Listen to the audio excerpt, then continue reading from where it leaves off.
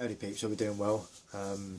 Seems you guys seem to have really enjoyed that last video that I did. So thank you for all the likes and I suppose comment where you have something to say about it.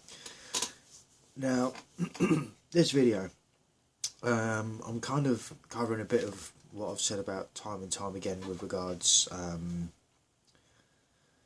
getting to know people for who they are, their traits and personality and what makes them them, and whether you would be attracted to that and remain attracted to that long term. Now, before I get too into all of that, there's a video here by Just Pearly Things, and it's just like, you know, this whole responsibility and accountability and a lack thereof.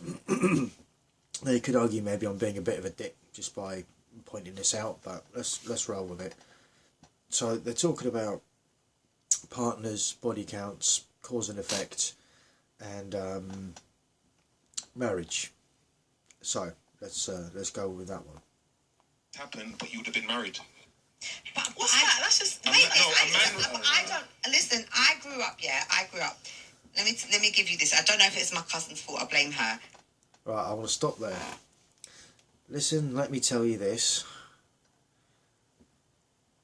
I don't know if it's my cousin's fault. I'm going to blame her. Right? There goes your accountability straight out the window from the get-go. I haven't even started. The usual sort of passiveness. I would say passive-aggressive because it is. I think there's a level of frustration going on with that. Not to be read too much into when I say frustration. I mean, I'd say regret. I'd say there's a bit of regret going on there. But just to point that out, that from the get-go, this is how you read people, this is how you listen to what they say and you interpret it correctly. Now, sometimes you can make the mistake of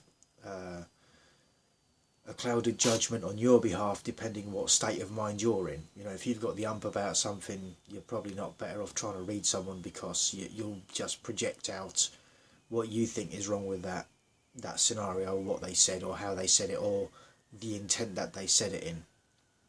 And this excludes people that want to do things for the sake of manipulation. You know, we all know the scenario of, oh, that time then you said that, and then they want to twist around what you actually, not only what you said but how you meant it, but they knew. But let's just go with this one.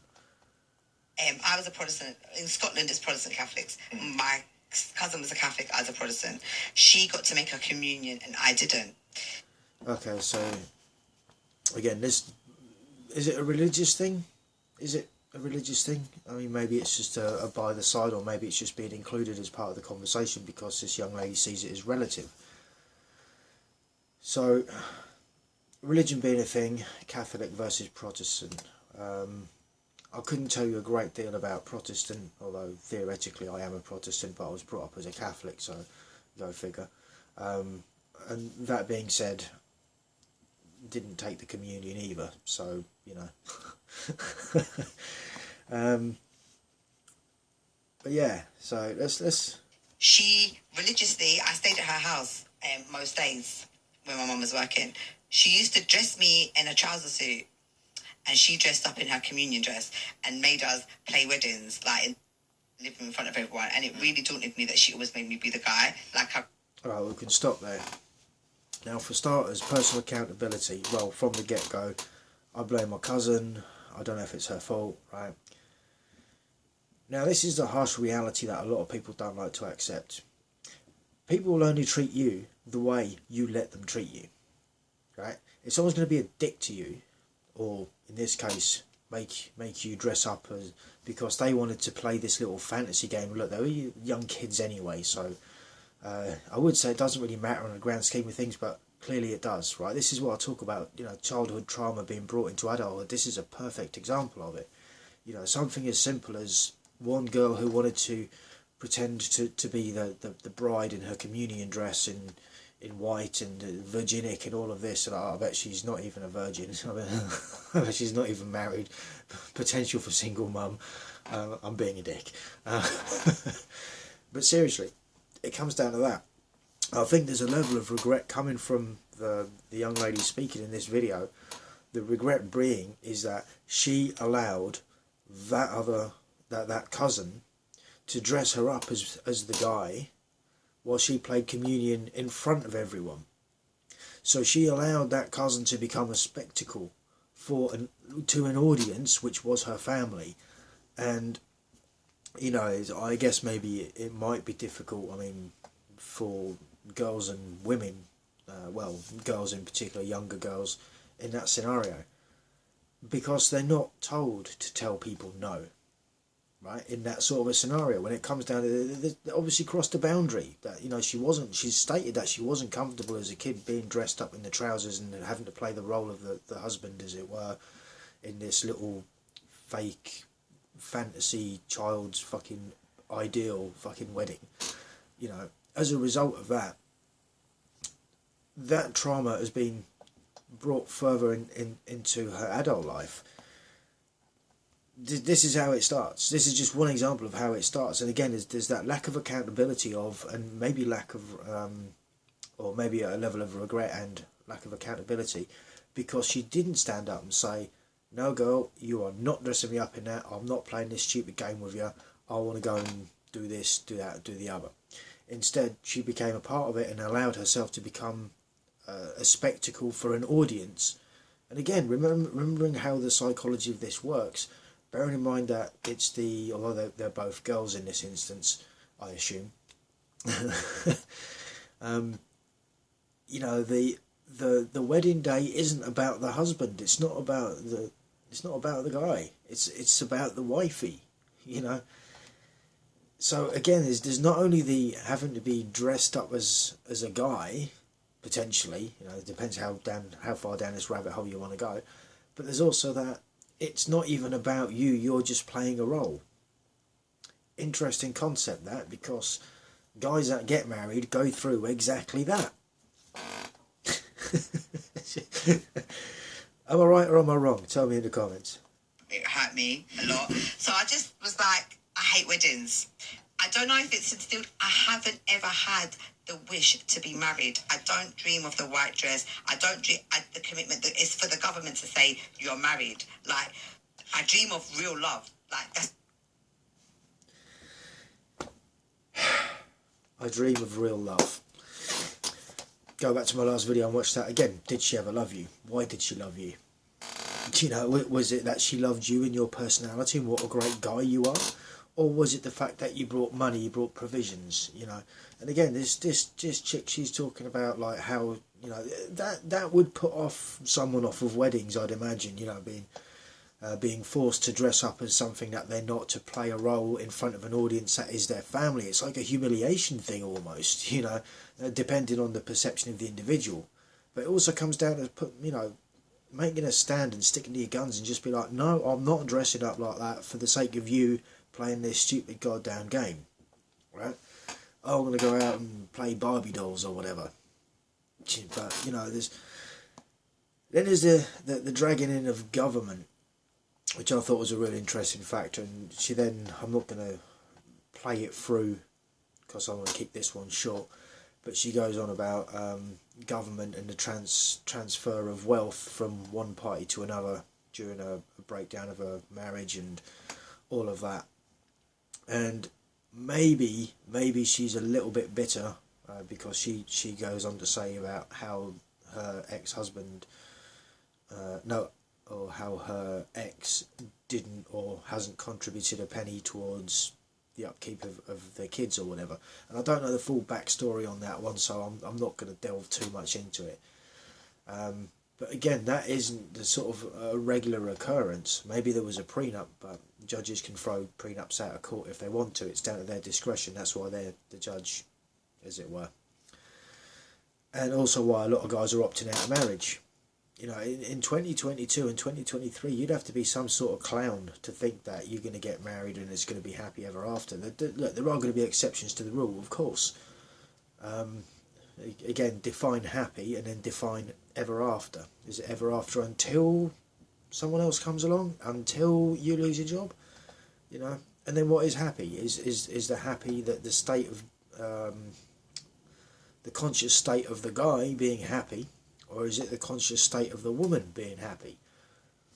do you know, there's so many things going on with this in this day and age where, you know, the expectations from men in a marriage, and it's just a nightmare. But, you know, she goes on about love, and it's like, well, what is love? What is love to most women? Usually it's what you can provide for them, the lifestyle, the finances. Now, although I do want to keep this relatively short, I do want to stay on topic of that sort of a mindset, you know. But unrelated to this, one of the things that I've seen, and I'm sure a lot of you guys have seen time and time again, has been fathers that treat their daughters like princesses, and the consequences of that as they grow up, you know, rather than treating them like a human being. Well, because they're not going to be a human doing in the long, tall and short of things. sorry, no I'm not. But all jokes aside, like, how many times, you know, have you been in a relationship and it does come to that provision, you know, it's like, oh well, they, you know, you're living together maybe, or you're in a relatively long-term situation, and you notice that their car needs new tyres. So out of the kindness of your heart, and because you have the financial backing, you buy them a new set of tyres, right, for the car. And it doesn't cost them a penny.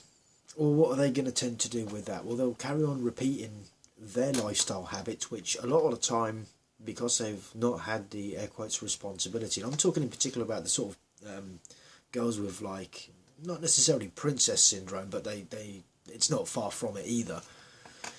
And whereas anything that they've ever wanted, they haven't really had to work for, you know. And when it comes down to survival of month to month paychecks and bills, you know, they'll do the very basics to cover all their bills for rent and etc. But then, rather than looking ahead into the future, they'll spend the remainder of their paycheck, a lot of the time they'll just throw it away on takeouts, shoes, whatever, right? Now this is an interesting thing, because sometimes people say to me, oh well, you know, you've got a pair of Dr. Martens, 120 quid, Nike Air Max, 120 quid. And it's like, well, yeah, but I didn't buy those on a whim. Those are things that I've been saving up for because I knew I was going to need them sooner or later, or I wanted them. And it's not a case of paying all the rest of the bills off and then hoping I make it to the next paycheck without having to go in debt, you know. But the more you provide for a woman in that instance in a relationship like that, all it's really going to teach them is that they can carry on being reckless, that there's no responsibility or accountability for their actions, whether it's saving money for a rainy day, and they just fritter all their money away on trash that a lot of the time they don't actually need. It's more of a want because it makes them feel better at the time. You know, we've all heard the expression retail therapy, and there's a bit of irony with me saying that. Like I said, Dr. Martens, Air Maxes, parts for cars, parts for bikes. But a lot of the time the parts for cars and parts for bikes, they're necessities rather than I'm just buying it because I wanted it. You know, the previous item broke or wore out or whatever. So there's that difference. And yes, it does make me feel a bit better in adding a new shiny thing to the car. But again, you know, or the bike or whatever. But that is going to last a lot longer. You know, my relationship with my car and my motorbikes have lasted a lot longer than than any of my actual intimate, air quotes, intimate relationships. And again, it's in that instance, it's more of an investment with a car. You know, you can throw good money after bad towards a woman to keep that lifestyle that she's used to living. And then this is where hypergamy could also be a thing in terms of relationships. And whereas if there's another guy who has more money, who is willing to throw more money at that woman, then why would she not go with them? I mean, that should tell you a lot about that woman, by the way. Like, It's not necessarily that they're a gold digger. Right? I'm not necessarily saying that they're that, because the guys are voluntarily throwing their money at them, metaphorically, and maybe it's for the sake of making themselves feel better. And look, maybe they can afford to do it. And you know, oh yeah, here's 10, 20, 30,000 pounds to buy yourself a new car. Doesn't bother. Whatever, here, buy it, you know. That's not the woman's fault. That's the guy's fault. And if they get married and that woman then takes the guy for everything he's got, it's like, well, you fucking deserve that shit, man. You brought it on yourself by providing her with that lifestyle from the get-go. You know, that was a transactional relationship and not a, you know, for cash, for fucking your own personal feelings, maybe. Again, you'd be better off going and seeking out the services from an SEX worker, you know, to be fair. It would be more honest. And you pay them to leave. They don't take half the fucking shit house with them, sort of thing. But this is just it. And then all the time that these, you know, where it's a thing where these women, and you know, I've met more than enough of these women where you try and help them out. You try and show them how, you know, it's that saying, right? If you give a man a fish, he can feed his family for one night. If you teach a man how to fish, he can feed his family for life. It doesn't work the same the other way around, because maybe it's just a standard sort of, air quotes, sorry to say it, manipulative tactic of a woman, but whereas they can manipulate another guy to get what they want, perhaps at the transactional expense of sexual bedtime favours, desires and all of this, you know, which boils them down to being not much more than a sex worker themselves, you know. But again, when as a guy you're in that situation, you're in that relationship, and you stop that provision of cash, and you stop that provision of showing them metaphorically how to fish, you know, how to catch a fish so that they can feed themselves, and they don't want to do it because they're lazy, because they know it's easier that they can just run back to a lot of other males that are out there that will quite happily throw their money at them. Or in some cases throw their parents' money at them. I'm just saying, you know, it's a negative equity game for the guy, you know, and it's just like, wow. It's shocking that the women, I mean, the women don't have to learn from it, because there'll always be another sucker. There's another idiot born every minute, right? You know the expression. Well, that is a classic example. The women don't necessarily have to work, because they know they're going to get looked after either by the government on welfare or by a man that has plenty anyway. And if they get bored of that man, they can move on to someone else anyway. Now, you could argue for the quality of woman. Well, in that case, it's a very poor quality woman, very low standards, not worth the hassle. Personally, definitely wouldn't entertain it. Some guys do. You know, and again, to think that you can impress a woman by how much you can throw at them, no, you're just telling them how much they're worth to you. And when you, like I said in the other video, if you ain't got a job for whatever reason and you can't continue throwing that value at them, they'll find it from somewhere else. And you end up alone, you end up bitter, you end up resentful of the world, and you got no one else to blame but yourself, because it's a personal accountability thing. But again, a lot of the time we're taught that, oh yeah, we're meant to chase women. This is what I say, we do not fucking chase women. It's meant to be the other way around.